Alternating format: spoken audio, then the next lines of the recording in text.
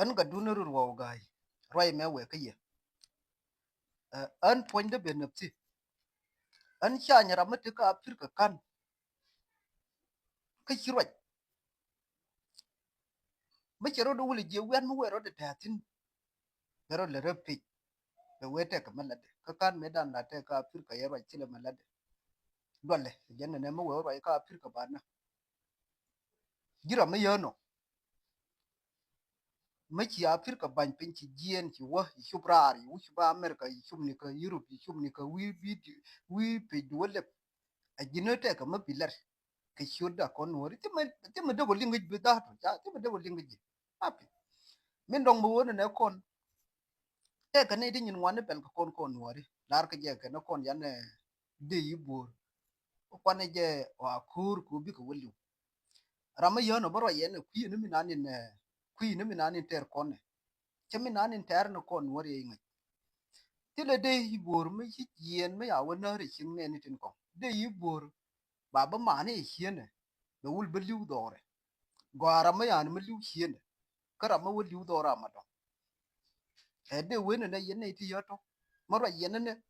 chemi nani loko kon wori chi ai ngai ko me ngai yene de rana ngai yen wona ne mi liu ko gad kon chang liu ko ke chwong ko ganga ne manikien ganga ne mun yene ke yene dial kulu majje yi ka pirka yu shubrar bi bidiyo wala ka chirwa dole me dan laji ti birbirene jina banga ka ba yi yoni anga miro ay duling first person mo ko radio leb ka sudan ka kartum an mai karur wa gai ngai ka je ka ne di ya kulu nas international radio kartum ko leb ngan ka tu rur wa gai ba da pen wona ne ba ta karamara ka la video ka kartum kan medan tilra mara ka kartum medan an ta me yangi shubul manan kira ande milwene ne ramo mono moratino akan medane yela ra ka afrika mene tilumo kalartino kanga nan tatin gerone ne yani ngan bitin konni telo ide baka ta ka afrika ba wud wala ka europe ba wala ka amerika ay kai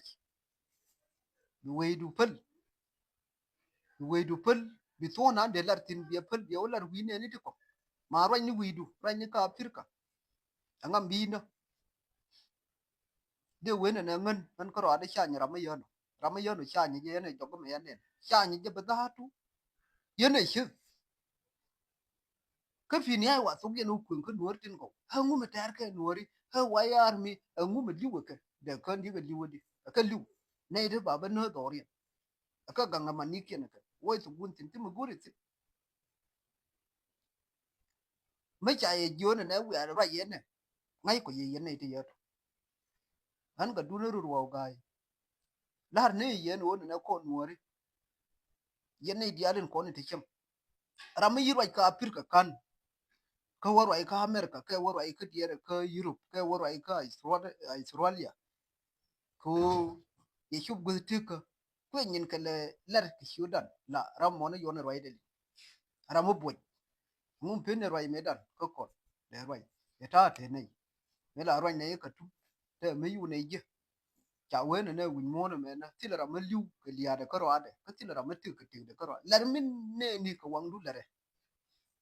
ke me la ne ga ne chiama de nei dual